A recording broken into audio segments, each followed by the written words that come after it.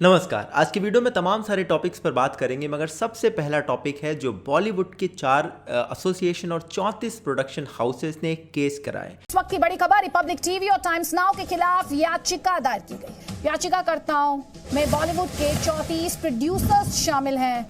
ये केस करने वाले जो प्रोडक्शन हाउसेस हैं उनके तो कुछ नाम आपको दिखाऊंगा जो बहुत यूजुअल आपको लगेंगे, करण जौहर, आमिर खान, शाहरुख खान, मगर कुछ अनयूजुअल नाम भी आपको लग सकते हैं जैसे कि अजय देवगन और अक्षय कुमार के प्रोडक्शन हाउसेस। और उनकी तरफ से कहा गया है बॉलीवुड को बदनाम करने की साजिश की गई। इसके बाद ये आगे लिखते हैं कि कुछ ऐसे वर्ड इनके लिए यूज करे गए इन मीडिया हाउसेस में जो इन्हें पसंद नहीं आए। ये वर्ड थे डर्ट, फिल्थ, स्कम और ड्रगी। इसके अलावा कुछ सेंटेंसेस भी इन्होंने कोट करे इन मीडिया हाउसेस ने जो यूज़ करे थे। ये चीज़ इन्हें बिल्कुल भी पसंद नहीं आई। इसके अगेंस्ट ये आर्ग्यूमेंट रखते हैं कि बॉलीवुड एक डिस्टिंक्ट और वेल रिकग्नाइज्ड क्लास है जहां पर कई सारे लोगों को रेवेन्यू, फॉरेन एक्सचेंज और एम्प्लॉयमेंट मिलता है। तो पहली बात मैं कहना चाहूँगा, the media trial of Bollywood और एनी एक्टर और actress is certainly wrong. Republic TV and times now ने ऐसे कई सारे मीडिया ट्रायल्स करे हैं पिछले कुछ महीनों में, जो कई सारे शोज़ में आपको देखकर लगता है कि यार यहाँ पर थोड़ा ज़्यादा हो रहा है। उसके साथ ही एक चीज़ आपको इस आर्गुमेंट में भी समझ में आएगी, वो ये कि जो अभी कुछ दिनों पहले जया बच्चन ने राज्यसभा में एक स्टेटमेंट दिया था काफ़ी लंबा सा, जिसके रिबटल करते हुए मैंने भी एक वीडियो बनाया था। वहाँ पर उनके जो आर्गुमेंट थे वो बड़े सिमिलर से आर्गुमेंट यहाँ पर लिखे गए कि भाई हम लोग रेवेन्यू प्रोड्यूस करते हैं, एम्प्लॉयमेंट प्रोड्यूस करते हैं, इसलिए हमारे अगेंस्ट इस तरह के वर्ड नहीं यूज़ होने चाहिए। माई आर्ग्यूमेंट हियर इज़ कि अगर आपको कोई भी क्रिटिसाइज कर रहा है फॉर सर्टेन फेयर थिंग्स जिसके लिए आप क्रिटिसिज्म डिजर्व करते हो, फिर आपको उसे रोकने का कोई हक नहीं है। On one hand I agree कि इन मीडिया हाउसेस ने कई जगह ओवरबोर्ड जाकर कई सारी बातें ऐसे बोली जो उन्हें नहीं बोलनी चाहिए थी, but on the other hand आपको ये एक्सेप्ट करना पड़ेगा कि बॉलीवुड में ड्रग की प्रॉब्लम है।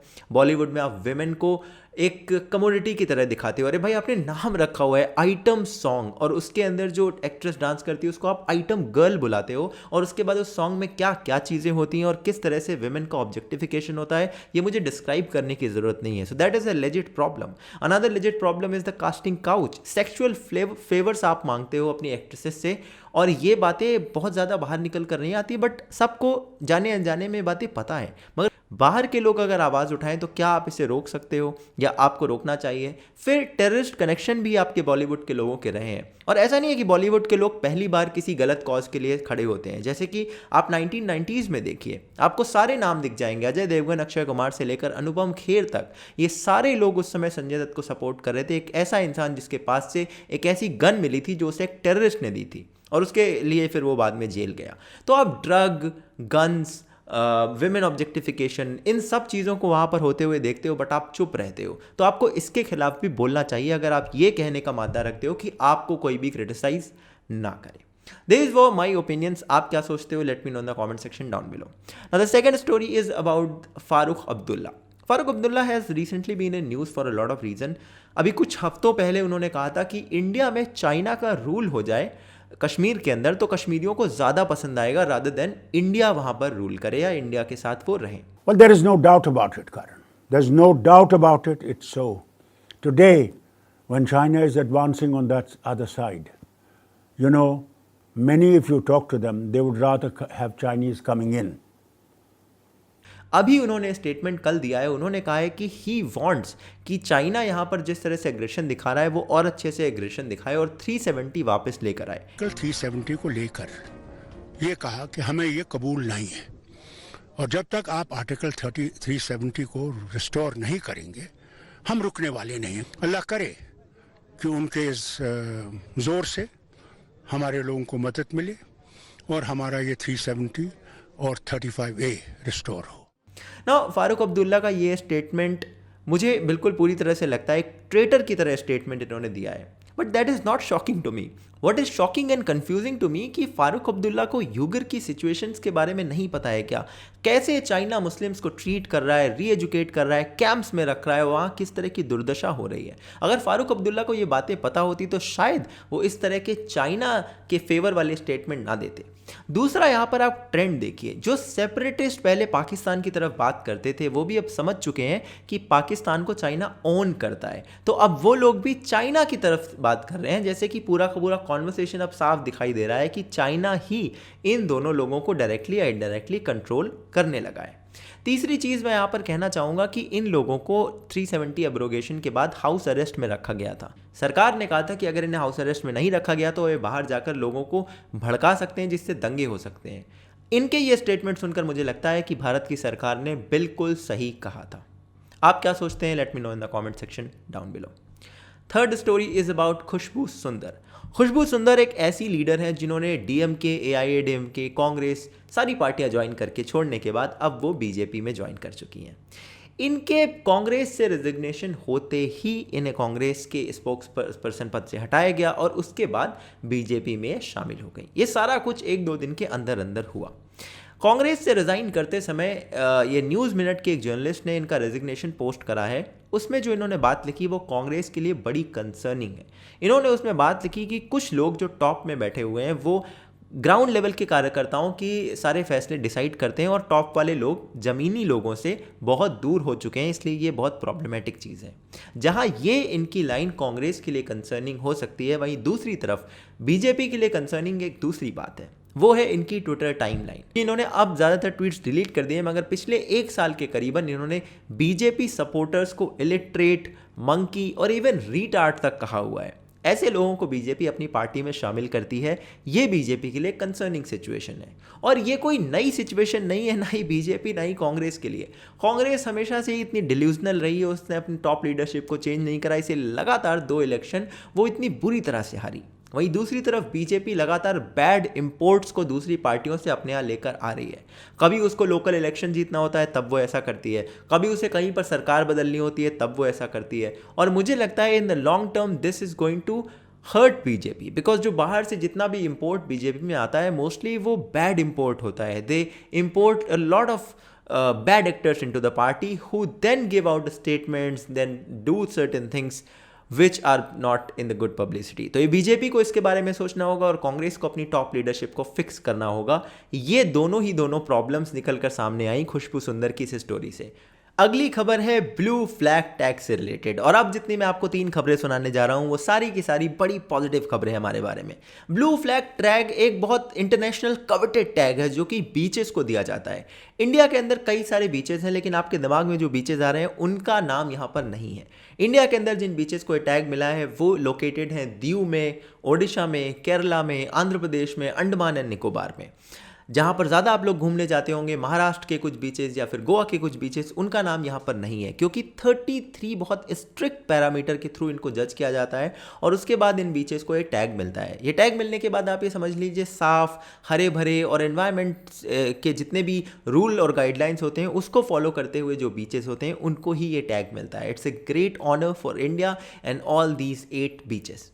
दूसरी अच्छी खबर है जो हमारी राष्ट्रीय कामधेनु आयोग की तरफ से आ रही है। ये इन्होंने दिवाली के लिए बढ़िया तैयारी कर ली है। इन्होंने कहा है कि दीपावली में हम 11 करोड़ घरों तक पहुंचेंगे और 33 करोड़ काऊ डंग से बने हुए दिए जलाने का इनका प्लान है। ये प्लान, इसका कैंपेन है वो कामधेनु दिवाली अभियान कहा जाता है। इन्होंने हर डिस्ट्रिक्ट में एक जो है इंसान को नियुक्त कर दिया है इस कैंपेन को आगे बढ़ाने के लिए। इसके अलावा ये कहते हैं कि अयोध्या और वाराणसी में जो दीपोत्सव होता है 1 लाख और 3 लाख तो जो दिए जलाए जाते हैं वो भी इसी तरह के दिए होंगे। इसके अलावा ये काऊ डंग से रिलेटेड प्रोडक्ट को भी प्रमोट करना चाहते हैं। Now I don't know where you line up on these issue of cow और काऊ डंग।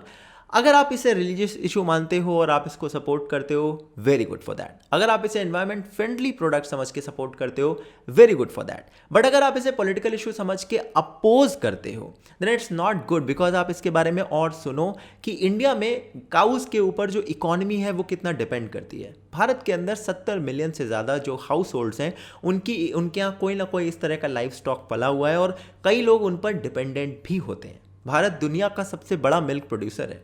हालांकि भारत के सामने कई सारे चैलेंजेस हैं, जैसे कि एवरेज एक गाय से मिलने वाला दूध पूरी दुनिया में जितना मिलता है उसका 50% ही भारत में मिलता है, एक गाय का अगर आप एवरेज लें। और ये कमी इसलिए है क्योंकि कई सारे रीजंस हैं और इन्हीं सब चीज़ों को हटाने के लिए इस आयोग का गठन किया गया है। उसके साथ साथ काऊ रिलेटेड प्रोडक्ट को प्रमोट करने के लिए भी इसे किया गया है। अगर आप इस तरह के प्रोडक्ट को यूज़ करते हो तो मेरी मानिए, पहली बात ये एनवायरनमेंट फ्रेंडली होंगे, दूसरी बात ये कॉस्ट इफेक्टिव होंगे, तीसरी बात ये चाइना के ऊपर बहुत बड़ा मुक्का होगा और चौथी बात वोकल फॉर लोकल की जो बात हम करते हैं असल बात में यही होगी। अगर आप इसे नहीं भी यूज़ करना चाहते चाहते हो, मैं दिवाली के लिए आपको सजेस्ट करूंगा कि आप अपने लोकल किसी भी ट्रेडर से, किसी भी दुकान वाले से ऐसी मिट्टी के दिए खरीदें जो कि एनवायरमेंट फ्रेंडली हो, इंस्टेड ऑफ वो जो चाइनीज झालर आप हर साल लगाते हैं। अगली खबर है हमारी ब्रिजेस से रिलेटेड। इंडिया और चाइना के बीच में चल रही लड़ाई के बीच में BRO यानी बॉर्डर्स रोड ऑर्गेनाइजेशन ने 44 ब्रिजेस बना लिए हैं। इन सारे स्टेट्स में ब्रिजेस बने हुए हैं। इनमें से कुछ स्टेट तो ऐसे हैं जिनका बॉर्डर चाइना से भी लगता है। So it's again a good news. चलिए, यही था आज तक का शो आपके लिए। अब जिन लोगों ने ये शो पूरा देख लिया है, इसे लाइक करें, चैनल को सब्सक्राइब करें, शेयर करें इसे आगे दोस्तों के साथ, और मैं आपसे मिलूंगा अगले किसी और वीडियो में। जो मेरे रेगुलर व्यूअर्स हैं उनके लिए कुछ a little bit of housekeeping here. देखो, subscribe, like, share, that is usual stuff, you all know, but there are few things जो मैं आपसे बात करना चाहता हूँ। पहली बात, इस तरह का जो न्यूज़ वाला वीडियो है, मैं कोशिश कर रहा हूं कि मैं आपके लिए जितना हो सके उतना लेकर आऊं, बट ये प्रॉबेबली एवरी डे आ पाए ऐसा पॉसिबल नहीं होगा। बट जब नहीं आएगा तो मैं एक आर्टिकल लिखता हूं जो कि मीडियम के प्लेटफॉर्म पर आता है, उसका लिंक आपको डिस्क्रिप्शन में मिल जाएगा। आप वहां पर भी अगर मुझे फॉलो कर लोगे तो आप इस तरह की चीज़ों से पीछे नहीं रहोगे।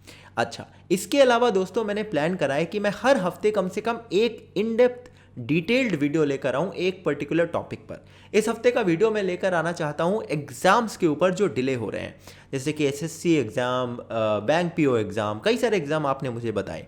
उसके लिए मैंने एक फॉर्म क्रिएट करा था काफ़ी 1-2 महीने पहले, उसको मैं दोबारा से लिंक मैंने शेयर करा है कम्युनिटी टैब में और इस वीडियो के डिस्क्रिप्शन में।